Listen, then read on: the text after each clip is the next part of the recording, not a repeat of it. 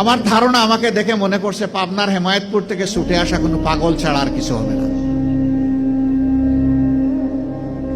হাত ধোয়ানো শেষ। এবার আমার দুই সঙ্গীকে বললাম যে একটু খাবারের প্যাকেটটা দেন। বললাম না না, এগুলো লাগবে না। কেন লাগবে না ভাই? তোমরা তো চাওনি, আমি খুশি হয়ে দিচ্ছি, একটু নিবা না? জি না জি না জি না, এগুলো আমরা। আমি বললাম যে বলো তাইলে কোনটা থেকে খেতে হবে, আমি আগে খাই একটু, তারপরে নিয়ে যাও। তখন একজন বলে তাইলে ঠিক আছে দিয়া দেন। বললাম হ্যাঁ, দুনিয়া অনেক কিছু ঘটে। হাতে নিল, নেওয়ার পরে একজন একটু দীর্ঘ শ্বাস ফেলে বলল, তাহলে আমরাও মানুষ। আমি বললাম কেন এই কথা বললেন কেন?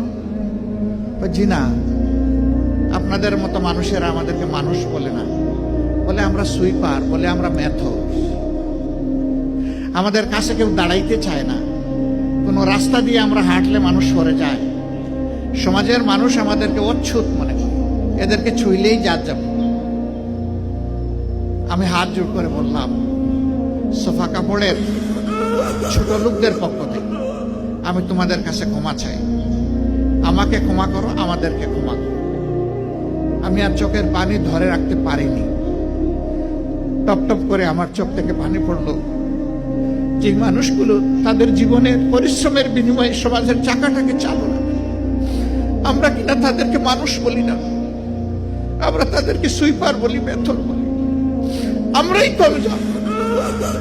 আমি কাঁদতে কাঁদতে এসে আমার গাড়িতে, আর ওরাও আমার সাথে কেঁদে কেঁদে তাদের গাড়িতে উঠে গেল। সম্মানিত ভাইয়েরা, কেন এই ব্যবধান? এদের ছাড়া কি এই সমাজ চলবে?